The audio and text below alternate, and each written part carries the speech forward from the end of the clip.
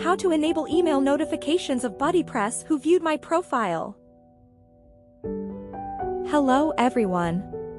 In this video, we are sharing with you how to enable email notifications of BuddyPress who viewed my profile. With this feature, your members can receive a notification email that gives them a report of who has visited and viewed their profile.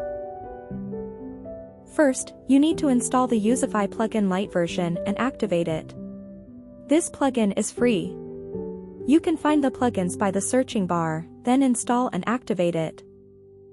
Second, you need to install and activate BuddyPress who viewed my profile. You can purchase this plugin on Youzify.com. We put the URL on this video description below. Once both plugins are activated, navigate to the Youzify panel, Extensions Settings, and Who Viewed My Profile settings. And then, enable email notifications. You also can set email recurrence that is sent daily, weekly, or monthly. Thank you for watching. And see you in the next